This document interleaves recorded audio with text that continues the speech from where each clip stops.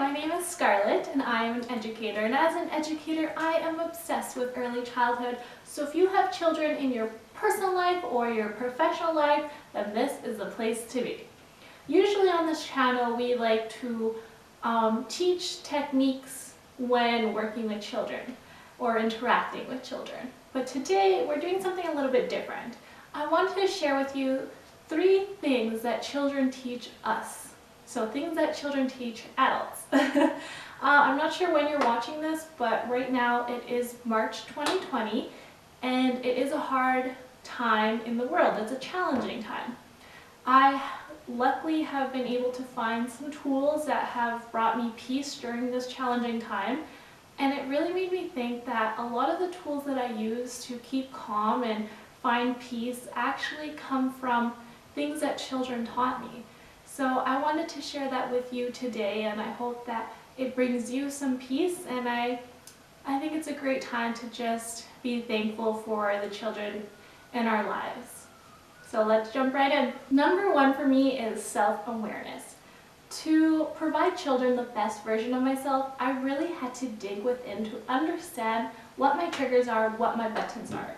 Because there would be moments in situations when interacting with children or observing children that I would get really upset or really sad, and I had to figure out what the root cause of those strong emotions were, because it's never the child's fault. So I had to dig within and discover what is really going on.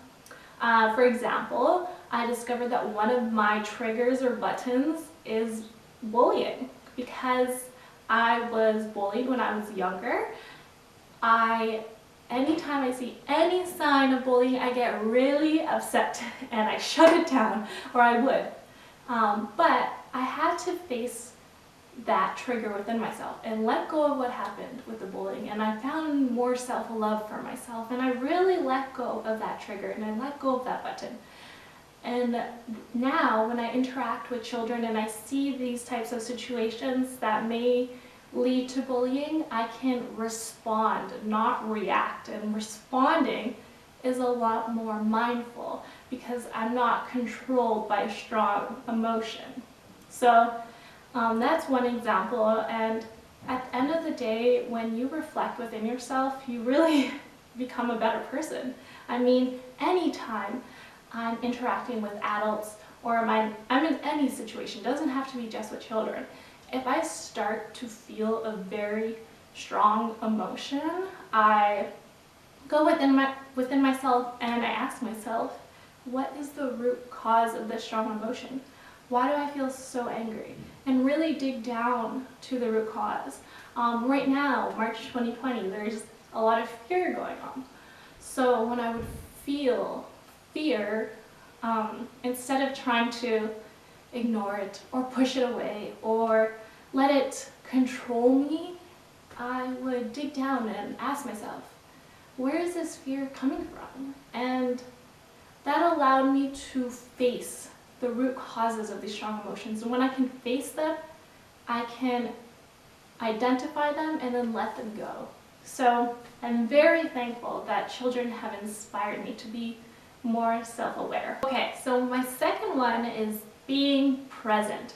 So being present is something that I try to consciously make an effort to do. For example, I really try not to rush children when I'm interacting with them as much as possible.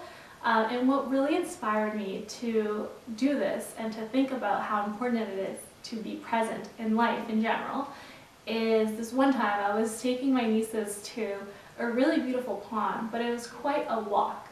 And I was like, okay, let's try and get through this walk as fast as possible so we can have lots of time to play at the pond. And I knew they would love the pond, so I was like, let's get this walk over with and we can just get to the pond.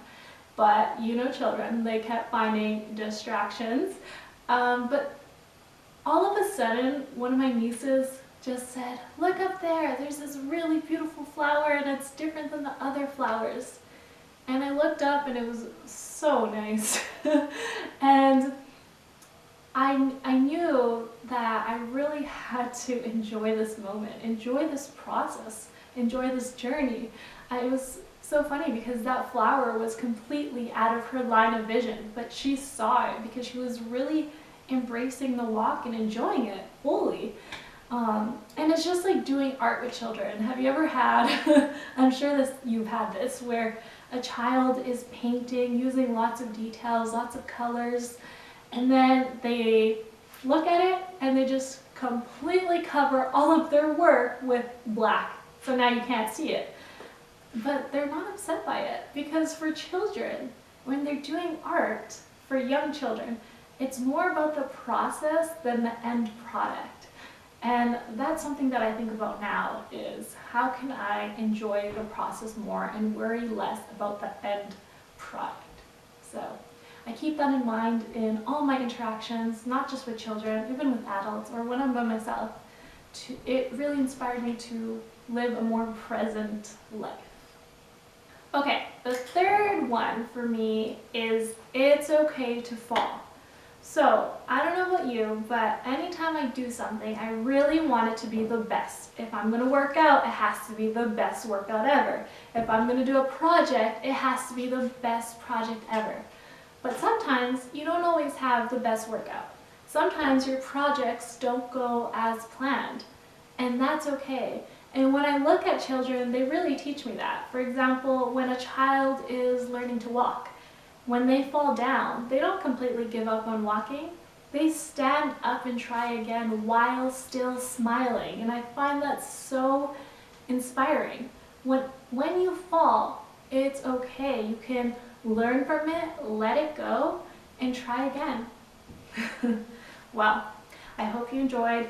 This little video is kind of different, but I hope it brought you some joy in your life and an opportunity to just appreciate the children in our lives. So I want to hear from you. What's the top 3 things, or at least one thing, that children have taught you as a life lesson? Well, feel free to subscribe for more videos, and have a great day.